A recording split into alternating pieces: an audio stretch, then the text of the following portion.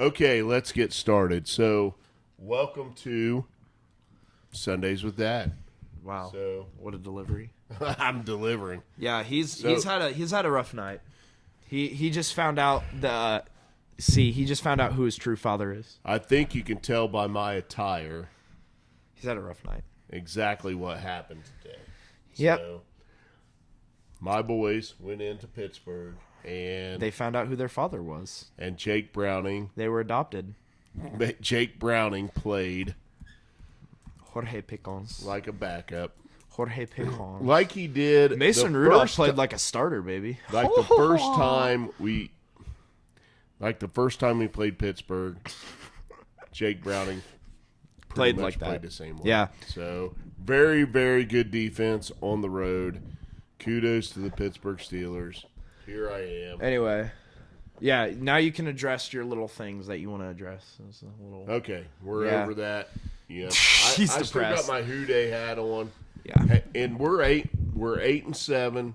We can still get it done. Yeah, you So- can. Yeah, you got. By the way, just letting you know, Bengals fans, you guys get to play the Chiefs and the Browns for your final 2 weeks. Good On the luck. road at the luck. Chiefs. Good luck. And then the best wild card team in the AFC right now is the Browns. I don't know, man. I think the Steelers are going to the Super Bowl. Mason. Yeah, the butt chin. Okay. All right. All right. That was a rough start. It was First rough. and foremost, what we want to do is wish everybody a very, Merry very Christmas. Merry Christmas. Merry Christmas. We had a great day today. We went over to Family. my wife's family Christmas. Beautiful. If It's you awesome. don't know my wife Rachel, she's awesome. She's the Best youngest human. of 16 15 brothers and sisters. 16. Oh, wow. And I thought it was 15. so it's absolute utter chaos, and it's freaking awesome. And what a great family, and love them all. Absolutely, I love my little family. Yep. My little family. Yep.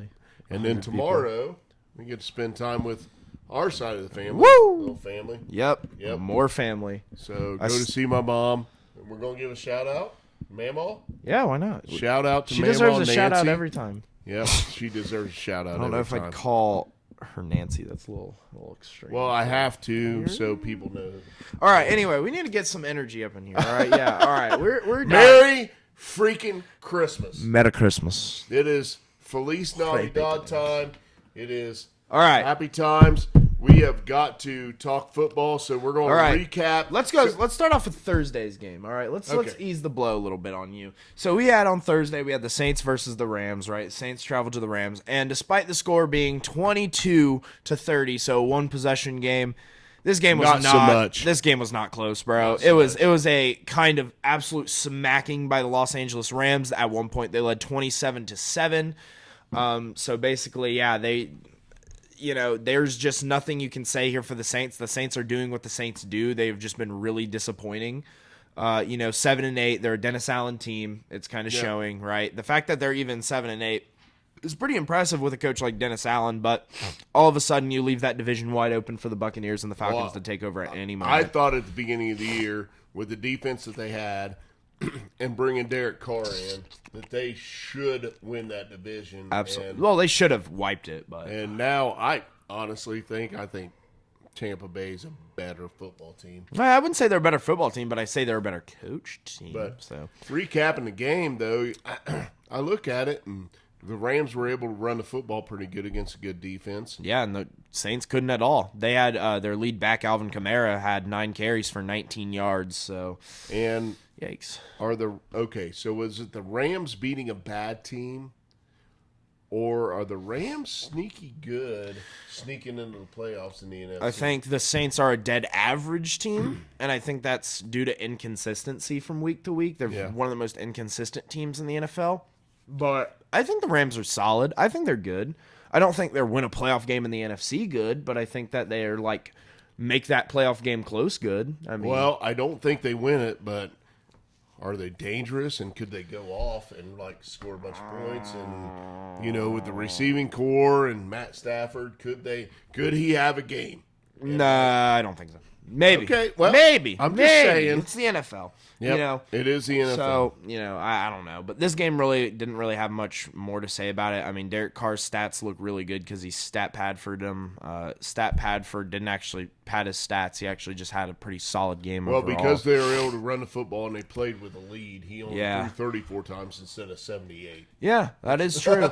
I mean, Which normally when they're in a game, it's like dropping back Oh, yeah. all the time. And the Rams just ran a really efficient offense that seemed to just have the Saints number all, and then like eventually by the time they had gotten further in the game and they had a lead of 27-7, they basically took their foot off the gas and just slowed down and just didn't lay it on the Saints. They just kind of goed with the flow, and they ended up coming out with a dub, which is huge for them because now they're sitting at a winning record currently. Yeah. With they are what 8-7, 5-1 in their last 6. and in front of Seattle now in that NFC West, and Yeah. and staring down a playoff berth. And, Absolutely. They are. They're in line to get a playoff spot right now. and they're always a couple years removed from winning the Super Bowl with bringing the Matt Stafford project in. Absolutely. So, Maybe. it could be a little bit of a scary team in the playoff. Maybe. Everything goes right in the game, man. They can Absolutely. They can score points. That's how every team in the NFL, though. All right, we Yeah, can move okay. on because this All right. game isn't really relevant. So the to other cover. game that has finished from the 3 Jorge games that we Pickens. covered in the previous show Jorge is Pickens. the Bengals at the Steelers. Jorge Pickens. And I'll say this, Jake Browning. Who's your daddy? It Who's your daddy? You keep talking about George Pickens, but I'm telling you, it's more on Jake Browning and the situations that they put the Steelers in. But I will say this, offensively, we bring extra guys, they pick up the blitz, and you got Pickens in one-on-one situations, and Mason Rudolph threw the ball down the field. Yeah. And we have not seen this. We have not seen this out of the Pittsburgh Steelers. At They do all not out like of to this throw the ball Pittsburgh deep. I don't offense. understand it. Whatever. 2 times this year, Basically. both times against the Bengals. Yeah. Really. Yeah, that's how they're They offensive only efficient- scored 16 points in the first one because we didn't hand it to you. the at red freaking zone. 3 Well, the times, red but- zone defense locked down for the Bengals. We never really walked into the end zone. No, but I find it funny that you blame this more on Jake Browning because I just want to say, in terms of the Father of the Year award, Jorge Pickens with 4 receptions. So he has 4 receptions, 195 yards. That is good for 48.8 yards per reception and 2 tutties. Yes, he is your father. That was Jorge Pickens. okay. Jorge Pickens. I'm Poor not even. job by the Bengals defense. He had 2/3 of Mason Rudolph's yards alone on four catches because of 2 deep shots, including an 86-yard. Well, it wasn't. One was a deep shot, another one was a deep shot, and then there was a kind of short pass that he just kind of ran into the house. But I'm done with this conversation. at the end of the day, the Steelers are going to the Super Bowl now. Mason Rudolph is the Mason answer. Rudolph. Is the answer. But realistically, I do like how Mason Rudolph played. It's kind of showing signs of what a lot of Pittsburgh fans wanted Mason Rudolph to be, which I still don't think he's that good, but I think he's better than Mitchell Trubisky, and it really does confuse me that we've kept Mitchell Trubisky around when we have this guy back in the 3rd string right there. But either way, I think they were able to run Najee Harris well. I think they actually introduced a little bit of trickery with Calvin Austin, kind of, just doing that and having him score a tutty. And he only got 1 carry, so we only ran that play once. But, I thought we just had a really good scheme offensively against the Bengals, and I think the defense did their job. Oh, they did a great job. Lockdown defense deep, which is what you wouldn't expect out of a team with, we were literally starting guys off of practice squads and guys you've never heard of at linebacker, and then 2 safeties I had never heard of. And on Patrick Peterson started at safety. and of course a guy that really helped out was TJ Watt. Well, it looks like on the stat sheet he only had 2 tackles, an assist, and then a sack. He also had about 4 QB hits in the game, so he was getting pressured. It was every play, man. He was relentless on Browning, and he also had a pass deflection, I believe. So I just thought there were absolute 2 destruction. really key plays in the game. Jorge Pickens. One was the drive where we're 3rd and 8, I believe, at about the 15-yard line, and we're down 7-0, and we need to get the 3. And Jake Browning throws it to 3 Pittsburgh Steelers in the end zone. Peterson got the interception, but I mean, literally, there was not a bingle in sight. It was a pure and simple, easy throwaway play, and he threw it to the other team. So could have been 7-3 there, and then later in the game, we're 4th and inches on a drive. Yeah, and I remember looking at that play, and I'm like, wow. Line up under center. I still don't understand why the Eagles are the only team that can execute the tush push. But anyway, we go in the shotgun and pass, and T. Higgins got raped in the end zone. But yeah, now, you can bitch about a call, but it doesn't change the play call. Amen. And the play call was bad. Yeah. Right? So, oh my all right. God. Anyway, those 2 plays really, really changed this game because we're in the red zone. We can put points on the board. We can execute. We can score.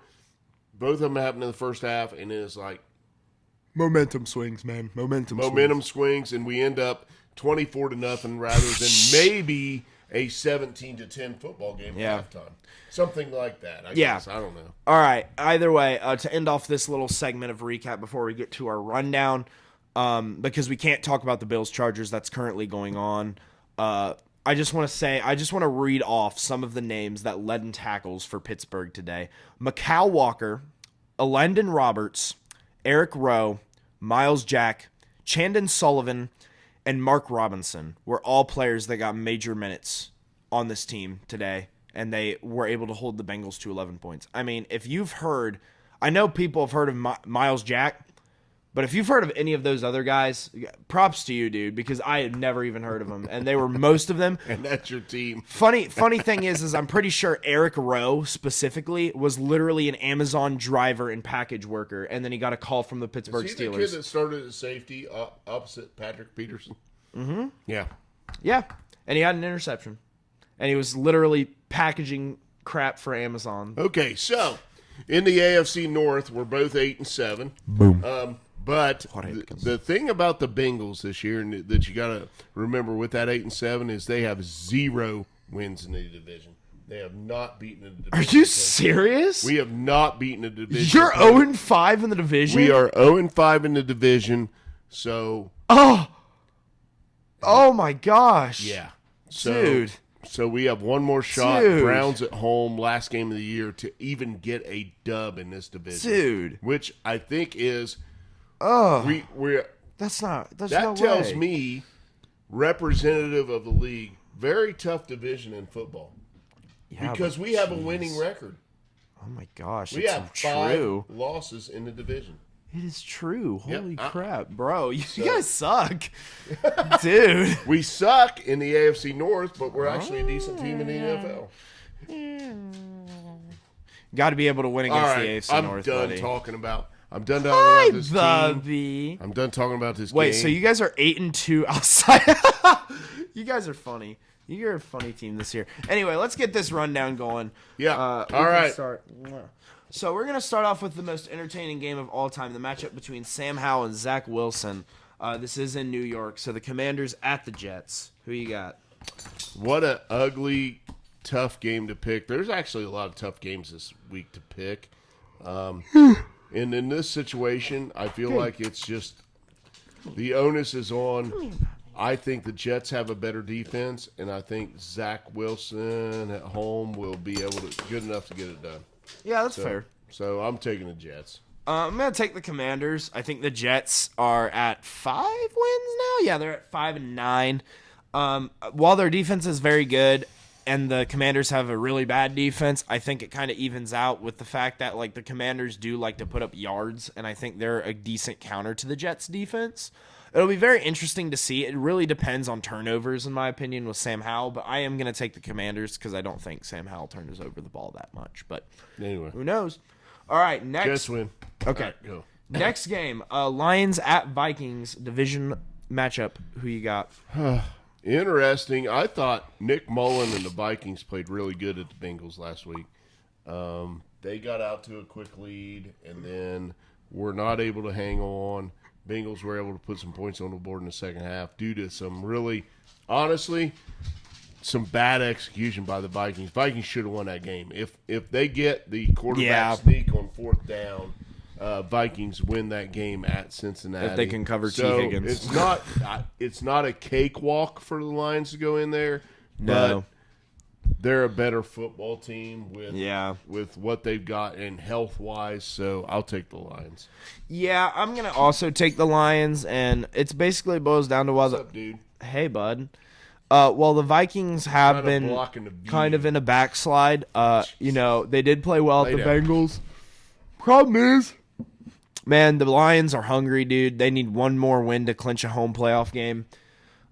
They are going to want that very badly, and I think that this is the game that kind of solidifies it, and the Lions kind of I think insert I'm going to give themselves. a shout-out right here. So I've started giving shout-outs and tagging fans that I know are fans of teams.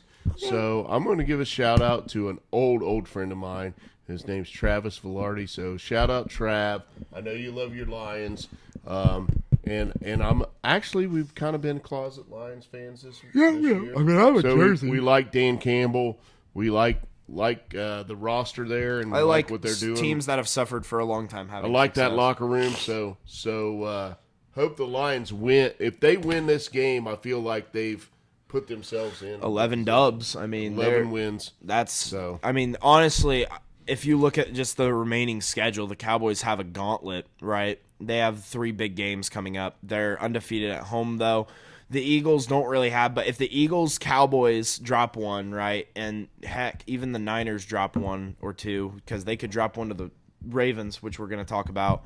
If they end up dropping, we could maybe see a scenario where the Lions get the 1 seed. I mean, they're sitting 1 game back of the 49ers right now, which is kind of wild, but That's pretty crazy. that is crazy, especially with some of the losses they've had this year. But who knows? Either way, we're both taking the Lions. Next up, Packers at Panthers. Do we really even need to discuss who we're both taking in this? I mean, I get they won last week, but the Panthers are there's no way They won 9-7 or something against like the that. Falcons, the professionals at giving wins to inferior teams. They're It's at the Panthers, right?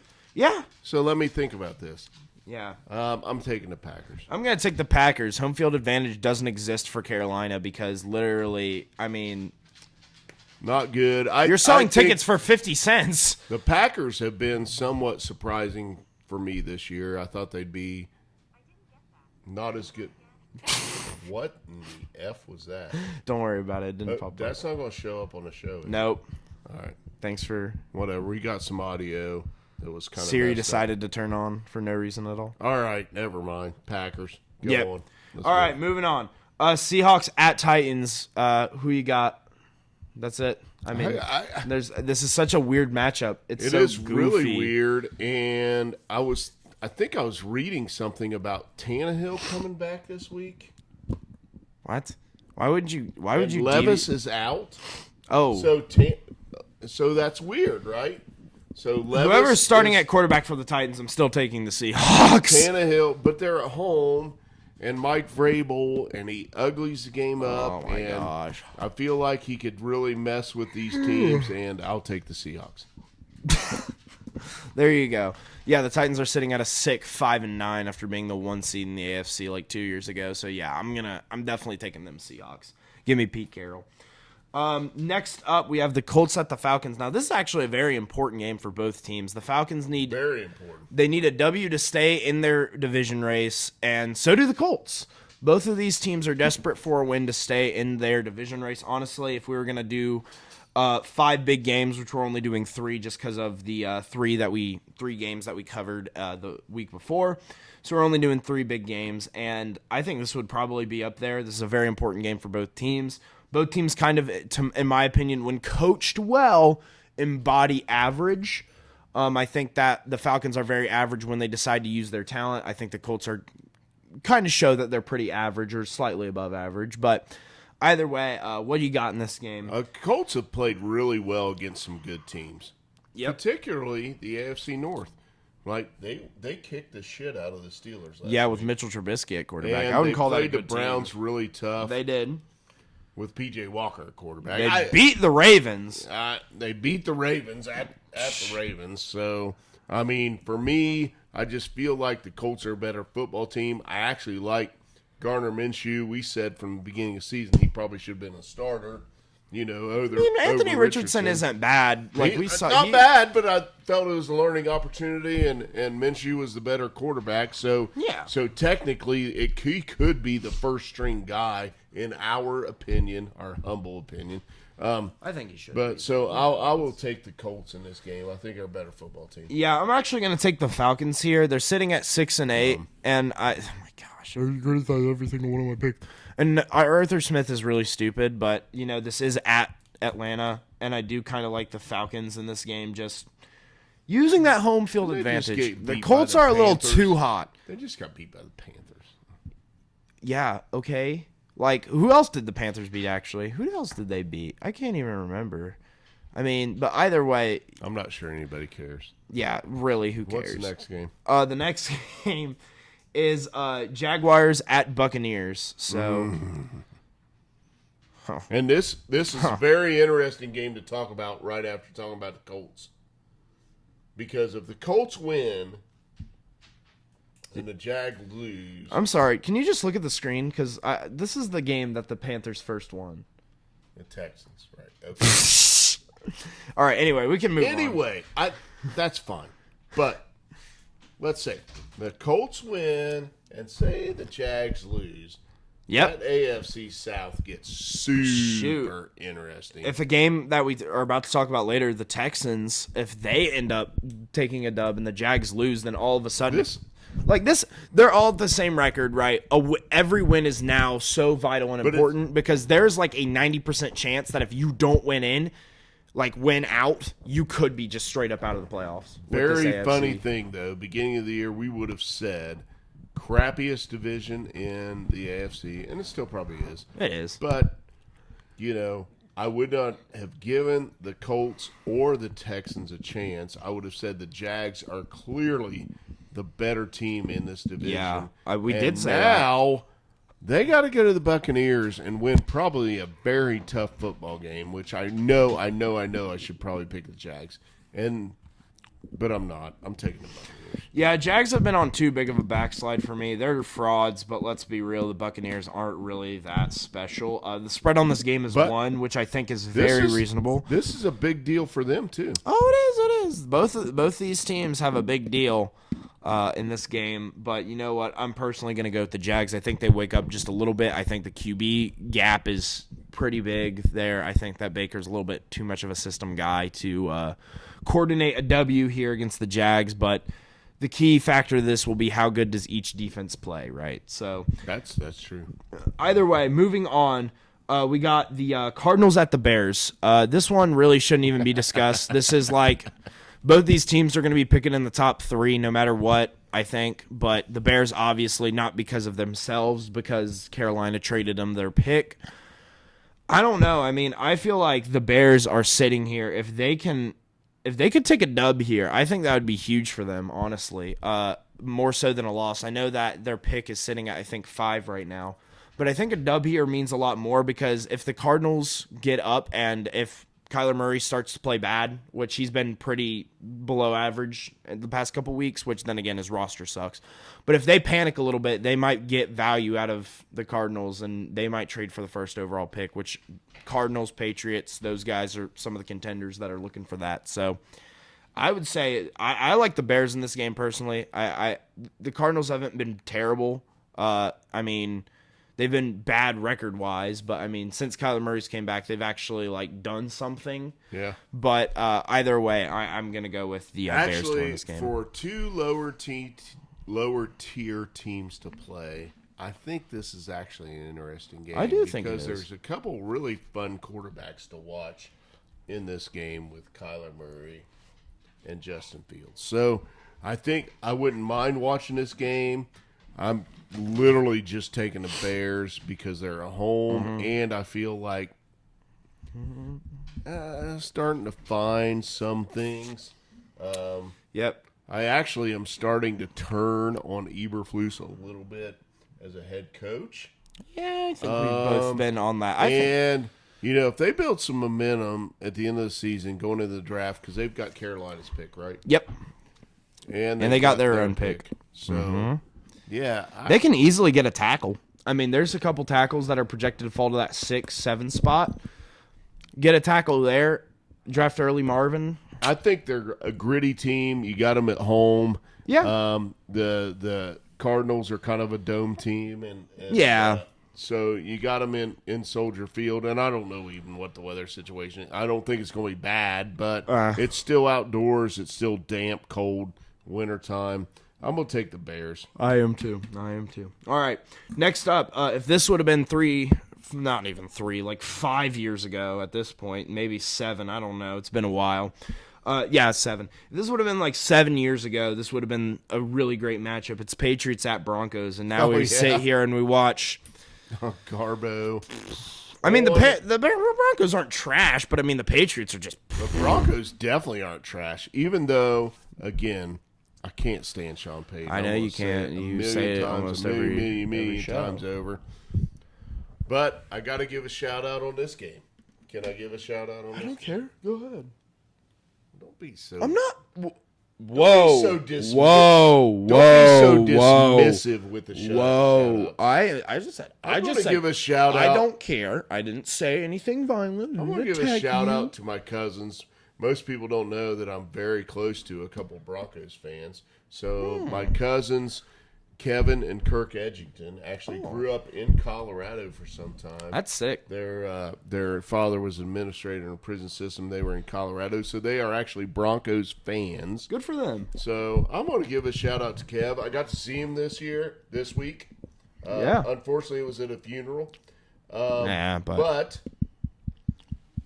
shout out, Kev. Your Broncos are actually from where they started to where they are now. Yeah, they have definitely. Lord. I mean, yeah, I think they have a really good game here, a very favorable game. Patriots coming to their place helps them a lot. Tough place to play. And I'm just gonna go straight up. Fan base. Yeah, Broncos good fan base. I just think the Broncos are a better all-around team. I mean, the Patriots defense has definitely been stepping it up, but like their star power is still lacking. I still think the Broncos have just a better offense than the Patriots offense, and I think love him, hate him, think what you want about it. I think this is a race. I think this is a race. Russell Wilson's still a legit quarterback. The team that hits 24 points wins. If you hit, maybe even if you hit 21, you win. I don't know. I don't think this is.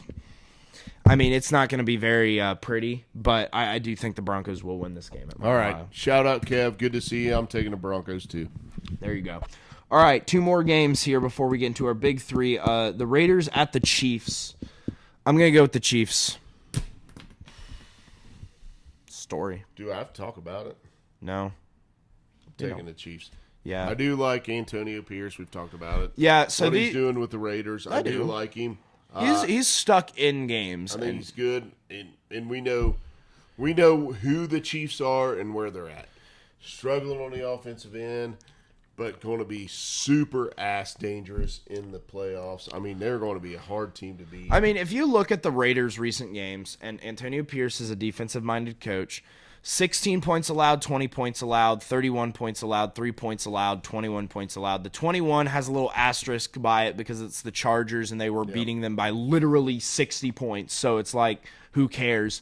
And then the Chiefs one is the 31, which is the Chiefs. But holding the Dolphins to 20 points and sticking in that game is still pretty dang impressive. Yeah. Week before that, even they held the Giants to 6, which obviously not anything impressive. But this defense has been very stabilized since Antonio Pierce has got there. He has kind of shored up that defense, especially from where it was at the beginning of the year, where it just looked absolutely putrid. Either way, I think that this Raiders team has indeed stepped up a little bit.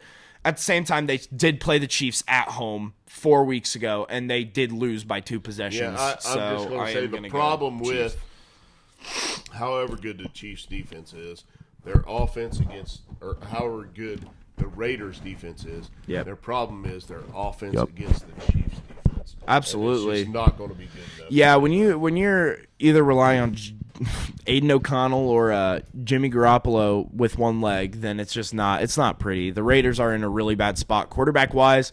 I would like to see this guy, Antonio Pierce. I mean, I don't know. I get it if you want to go out there and hire a big name. Like, I would understand. But, I mean, I would like to see this guy get, like, an actual quarterback and maybe an offense that he could, like, work around because his offense, like, Jimmy Garoppolo was not the solution, man. Like, that was so dumb. I think that was such a They stupid have some free. skill set pieces there in, Yeah, in Vegas. And Josh Jacobs, Devontae Adams, you know, they have some star power on the defensive end with Max Crosby, you know.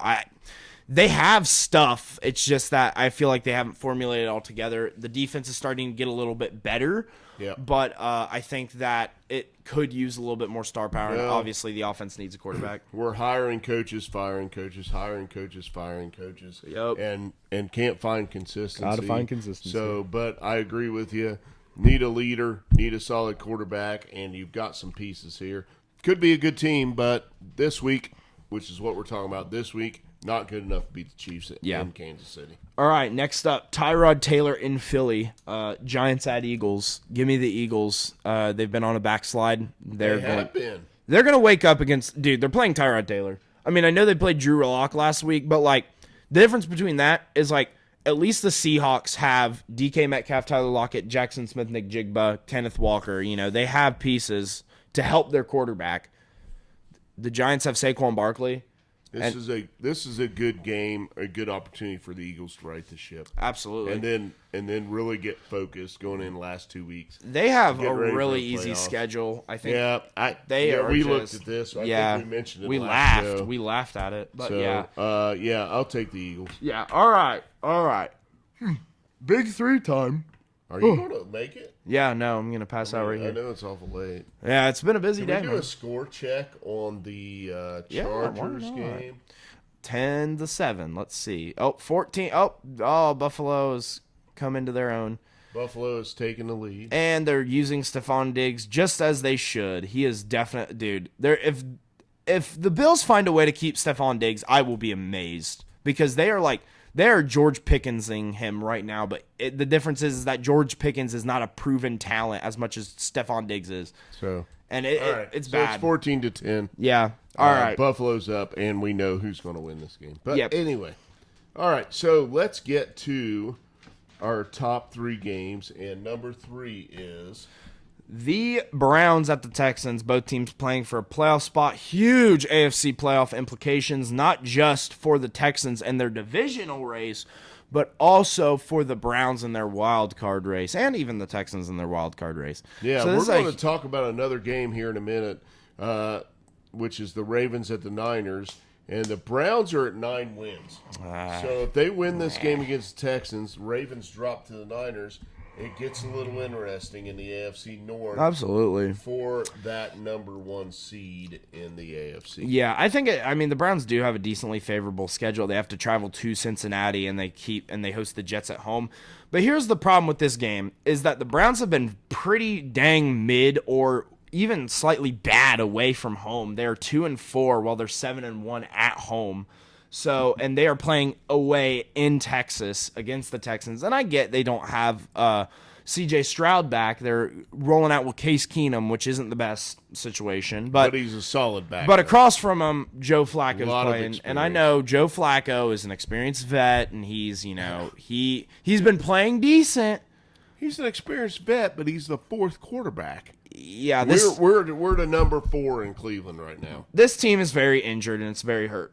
So you have to take everything I say with a grain of salt. But the Browns have to win out, and the Ravens literally have to lose out in order for them to get the division. I don't think they're not winning. I don't think they could win out maybe, but the Ravens have to lose 3 straight, and that's what's less likely to happen. Right. But either way, I think I'm personally going to go with the Texans in this game. Despite the C.J. Stroud not being there, I still think this team is pretty solid. I really do like their coach. And I honestly think that playing at home versus the Browns is a pretty big advantage because the Browns have struggled a lot when they have traveled. Yeah. So- Okay. Well, they're 9-5, and I think you got to give Kevin Stefanski a lot of credit for being at that point with the disaster injury Yeah. situation that he's been in all year. Mm-hmm. So, and I think without Stroud, I'm going to go against you here. I think the Browns are going to go on the road and get a dub and get to 10 wins. I mean, I wouldn't. This week, I think you said they're like the Steelers with Pickett. Yeah. The defense has been that good. Yeah.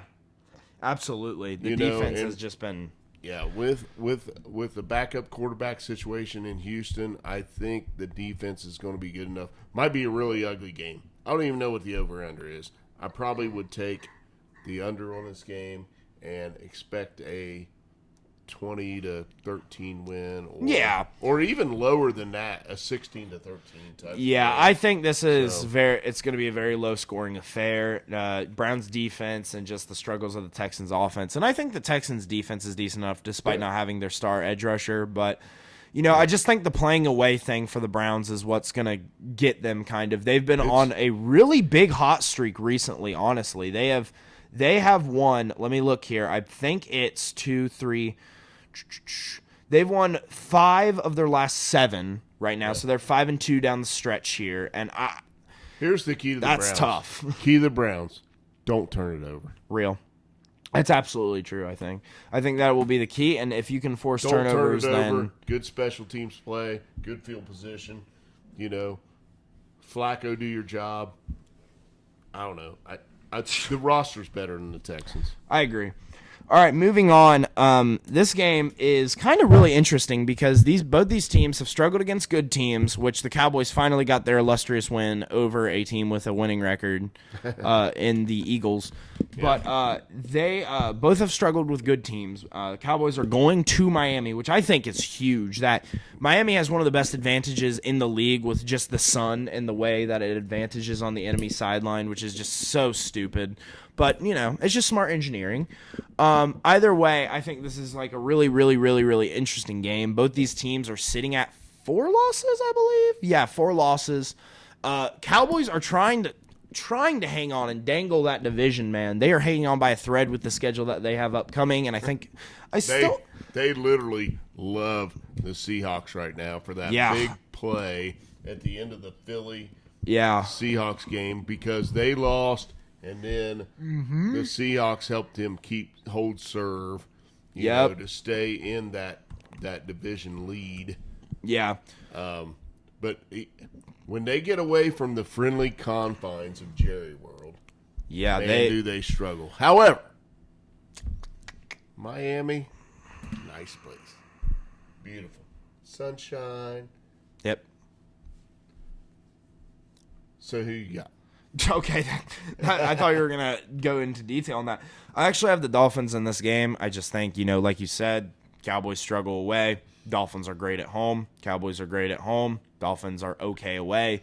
So it's kind of just like whoever had the home field advantage was going to, be that guy. I think that the Cowboys have been exposed multiple times defensively this year, whether it be against the Seahawks or the Bills. I think just because the Eagles kind of lack that identity on offense that they didn't really get the opportunity to capitalize on the flaws that the Cowboys have. But I think, Coach Daniels at Miami is very, he's very, very, very, very, very good. And I think that he knows how to scheme an offense. He knows how to scheme an offense, and I think he'll be able to scheme around this Cowboys defense. So I'm going to go with him. Well, I tell you what, Tyreek Hill's not at full strength, and we've talked non-quarterback MVPs.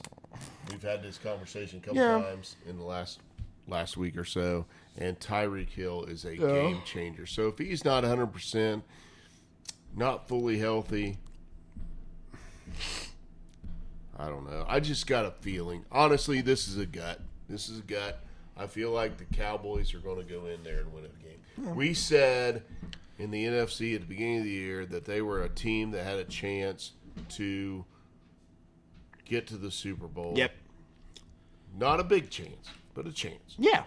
But I would still say they're one of 3 teams. This is the game, I feel like. If they can go on the road and win against a top-tier I think this AFC could team, be easily the defining win of the season. Yeah, very defining win. So I'm going to take the Cowboys. Yeah, one thing I will I'm not say sure is, I have a good reason why. and despite Tyreek Hill not being at full strength, they do have a guy named Jalen Waddle who did ball he's out a stud. and who absolutely has been balling out recently with all the Tyreek Hill injuries.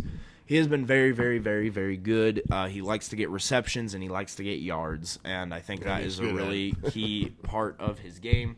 But I really do like, him kind of stepping up in this game, and the Cowboys, despite their good secondary, I really do think they struggle. You know what the Cowboys need to figure out? What? How to run the football better. Yeah. Well, they tried to let go of Zeke, then they were like, Pollard's the guy, and Pollard Yeah. has had a not very great productive season, and maybe that's just the fact that, he's If they he's can had a get couple years solid on his run legs. game where they can put, I don't know. They play good with the lead. I mean, don't he's know. averaging about 4 yards per carry, which is about what you want out of a running back, honestly. But, then again, 5 touchdowns, can't really plug it in. Red zone struggles. Good run defense teams have Yeah, they don't shown have a a trend. dude that they can just give the ball to. Yeah. And, Tony Pollard's a very good player, Yeah, but he's not the guy. absolutely. Right? So, anyway. Either way, so I'm going to take Dolphins. You take the Cowboys. Moving on, we have game of the week, Monday, Christmas Day.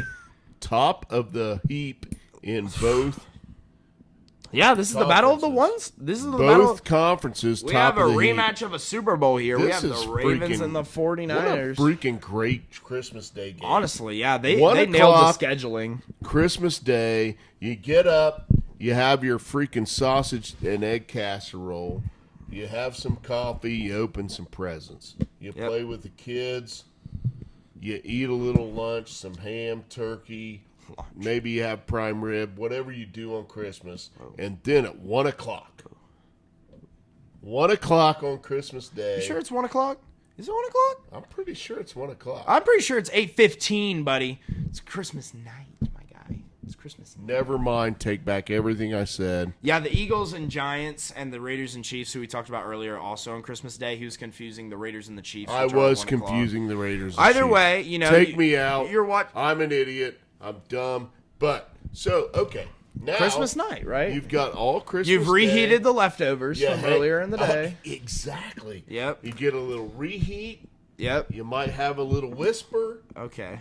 hanging out, Sure. getting ready to watch the game. 8:15. You kind of turn down the lights in the living room, and you have the Christmas tree on, and you get to watch top team in the Absolutely. AFC, top team in the NFC. Great job scheduling. And at the beginning of the year, this was not exactly predictable. I mean, No. we knew the 49ers were pretty good, and we knew the Ravens were pretty good, but we didn't know for a fact that they'd be sitting here. I didn't know the Ravens would be we this would've- good. we Lamar's both- been so good this year. We both would have picked the Bengals to be sitting on top of the AFC right now, or the Chiefs Yeah, I'd pick the Chiefs, not the Bengals. on top AFC of the North. AFC North. Yeah, but not on the AFC. Either way. Either way, Either it is way. a treat on Christmas night. Yes. So I think the simple matchup of this is I think this is MVP conversations here. Who wins this game? Oh, Could be the MVP. Now, I went on a little bit of a rant about how I hate the NFL media targeting Purdy as the MVP just because they love their quarterbacks when he's not the MVP. And everybody who knows football can watch a game and be like, yeah, it's Christian McCaffrey. Yeah, it's Deebo McCaffrey's Samuel. a Yeah, it's dude. Trent Williams. Trent Williams. Yeah, as soon as that offense got hurt, Purdy surprisingly for 3 weeks played like crap. Like, I don't think that's something an MVP Yeah, does. you took Debo and Trent out of the equation, and guess what? They really struggled. And meanwhile, Lamar Jackson has had Mark Andrews out for the second half of the year, and his top wide receiver basically being Odell Beckham on his last leg, and he has played very, very good football. Very efficient, very safe, even though he's had a couple of weeks where he's ran a lot. He has been playing a very nice form of football. I think that despite the Ravens being very, very good, and I think they're a very good all-around team, I think all of a sudden I'm starting to think, do the Ravens make this Super Bowl? Like, that was something I didn't think at the beginning of the year. I didn't think they had the capability, but with a weak AFC that are kind of eating each other and injuries afoot, the they AFC is brutal right they now. are- I mean, there are so many 8-7, 7-8. Yes. 9-5. I mean, it's just like everybody's right all here packed in, and they're beating the hell out of each other, and everybody is injured. Yeah, Like everybody's beat I up. really don't think also, though, that this is a game that the Ravens can afford to lose. And that's one of the biggest things, is because it happens to be against the best team in the NFL by most accounts. But they're sitting only one game above Miami right now, and they're sitting 2 games above the Chiefs. The problem is not just because they have to play this game against the 49ers, is that Week 18's matchup. Is it Week 18? Yeah, Week 18's matchup is against Pittsburgh. Yeah. And the thing you'll learn about those games is that bloodbath, man. Well, And again, they lose this game, and Browns win their game, and they're at 11 wins. Browns are at 10 wins with 2 games to play. Here's another thing. They right? could lose the division. Dolphins win against the Cowboys, cool beans, right? Right. Like they keep on, and then the Ravens lose. All of a sudden, they're tied. Well, guess what? Week 17. Dolphins play at Ravens. So the Ravens close out with 49ers, Dolphins, and Steelers. They cannot afford to lose this game if they want to keep that 1 seed, because now you basically have to string along 2 very hard victories, one with Miami and one with a Pittsburgh team that might be playing for the playoffs that week. And I'm just going to say this, is that when it comes to playing for the playoffs, I mean, teams get a little bit harder to play against, especially when you're as a hated rival as Steelers and Ravens. But, I think this is a very important game for the Ravens, but I still think that the 49ers are just so good right now. It looks like nobody can touch them. They haven't looked mortal since their injuries. They have kept a consistency where it's just like, what do you do to stop them when they're healthy? Like, you stop Christian McCaffrey, you can't stop Debo. You stop Debo, you can't stop Brandon Ayuk. You try to sack Brock Purdy, well, guess what? Trent Williams is there. You try to kill him by running out the clock offensive-wise, well, guess what? Their defense is so good. I was going to say, you haven't even talked about that defensive roster yet. Nick Bosa, Fred Warner, we've talked about him all year. Chase Young and his run stopping. They kind of have a 3 trilogy there of 3 guys who just schemed so perfect together. It's not necessarily like, obviously we can sit here and say Myles Garrett and Nick Bosa would be a better pairing, right? But the 3 of those guys, just how they're schemed is so perfect and like very, very good that it's like they fit. The chemistry is there. They don't need any like extra flash because every player fits into their role on this team, offense and defense wise, and that's why they're so good. And that's why I'm taking them in this game. Yeah, I'm taking the Niners too, and I'll tell you what, I think goals from a goal standpoint for the Ravens is make sure you come out of this game with Lamar healthy. I agree. I mean, you do not want to sell your soul on this game, and I know it's very important for them to win, and I know there's a lot going on with Miami and Cleveland and everything else, and you got to face the Dolphins, but don't go out there and sell your soul, Lamar. Yeah, especially and take the hit that changes your season. You guys are in it. Yeah, you're in it. I would be actually. I might be a little vanilla out there if I'm the Ravens, and I want to go on this West Coast trip, and I want to get out of there live. I want my team healthy. Yeah, it may not be about a W. This is funny because we talk a lot about the NFL about take what the defense gives you, or just run the clock, run the football, and win out. This might be a game where the Ravens go out there and just like, look, dude, we need to be intact coming out of here. So that for that reason alone, and I think Harbaugh is that type of coach. Like he is thinking about, hey, I can sell my soul and try to win this game, or I can make sure that I'm healthy because I'm kind of in control. I think that is so much more important, especially with the Dolphins. Yeah, especially with the Dolphins and Steelers coming up. You cannot lose Lamar for the Dolphins. Yeah, you could probably lose him for the Steelers just because those games, no matter who you put at quarterback for either team, those games are going to be bloody and close. Yeah. But, you're not going to be able to keep up with the offensive firepower that the Dolphins supply if you do not have Lamar. Right. And that's so vital that you need to win that game because that could be the difference between a bye week and it doesn't feel as dangerous as at 49ers. Yeah, absolutely. Right? You know what I mean? At the best team, this is the best team in the league. I think everyone can kind of see that now. They have the best record officially. They're on a 6-game winning streak. I mean, they're just hot. And when healthy, they're undefeated offensively. I mean, and then to go there to play at their home base where 49er fans the are kind Ravens of are rabid. right now your favorite in the AFC. They have shown themselves to be the best team in the AFC, and they are. But the 49ers are the favorite but in the they are NFL. 5-point dogs. Yeah. That goes to show you how good the 49ers are, though. Exactly. And I really feel like, that's probably a pretty good bet. Yeah. So anyway, All right. I'm taking the 49ers too. I feel like the Ravens need to go in there, play the game, and get out, and then focus on the next 2 weeks in the playoffs, because the last couple of years it's been Tyler Huntley in the playoffs, and that's exactly what you don't want, because this team is good enough. Yeah. They're good enough to pull it off. Yeah. They neutral field, Super Bowl, you end up there with the same team. Then, Might be a little bit different. Maybe a little bit different. Then you're all out. Yeah. So anyway, I'll take the 49ers here as well. All right, yeah. So we're just gonna go straight into upsets and lock. I gave my lock of the week earlier in the week. That was our final game, right? So, my lock of the week earlier in the week was the Bills. They're playing right now. They're currently up 21-13 on the Chargers. Did I take that lock also? I don't think you did. I don't think you joined me on that. But I will say that my upset of the week is the Falcons over the Colts. Kind of a weird one, but I didn't really have a lot of upsets going on this week. A lot of teams I kind of picked safe. I guess you could pick the Texans over the Browns as well as one of those teams. Maybe, but I would definitely say that the Falcons and Colts was one of my stronger picks for the upset. So. All right, so for my lock, I'll just take the Eagles over the Giants. I think they're right the ship. They're going to get it done there. And then for my upset of the week, I think the Cowboys are actually dogs going to the Dolphins, and it was one of our big three games. And they are dogs. Yeah, I think it's just a gut.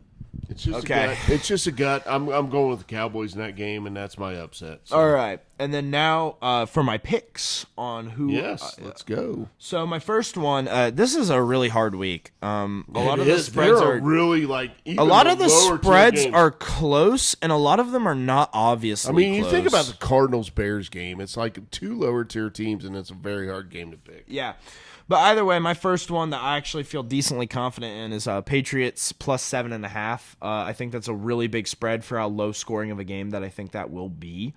I don't think the Broncos will roll out and just kind of blow over the Patriots, even though, it's possible. But I think that Patriots defense has finally found kind of a rhythm and kind of a style and an identity over the past 3 weeks that it's kind of been like, yeah.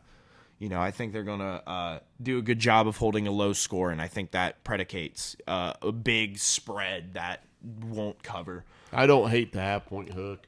I'm not sure I'd put that in my lock, but go ahead. Well, if you read out the other bets, hey, it's man, not really... just fire away, man. I'm not... All right, next up, I'm going to go Packers -4. This one, the Packers are playing at Panthers, -4. I mean, the Packers are trying to fight for something here in the AFC or in the NFC. They're alive. They are they're sitting not quite in a safe position, but they are still in that hunt. I think they're going to play very well. Panthers have won their 2 games, are at home. They're 0-8 away, so that does kind of benefit the Panthers a little bit, but I still think the Packers will get this one done. I think the Panthers have really won the games that they're going to win this year. So I'm going to take the Packers -4. And then my final bet is the Seahawks traveling to the Titans with Vrabes. I think the Seahawks -3 is a pretty solid bet. I think, when I think of Tennessee, I think in that game they lose by 3 at worst. And I think they lose by more I think they lose by 3 at best. And then I think they lose by more at worst. So I genuinely think that that's a pretty solid bet. And I would... pretty confident I think in that the Seahawks have a lot to play for, and Kane, they showed some great grit pulling out that win against the Eagles, and I think that's going to give them some momentum. I think that of your 3 that you gave me, that's probably my favorite one. I would say that's probably my favorite. So yeah. Anyway, all right. So there's your big 3. There's just a couple weeks left. Yep. We'll hit a recap show. But most importantly, we want to wish you a very, very Merry Christmas. Hopefully, everybody out there gets to spend some time with their family and spread some love and cheer and celebrate the birth of our Savior. So, Amen. Amen. Amen. Amen. All right. Much love. We'll see you next time.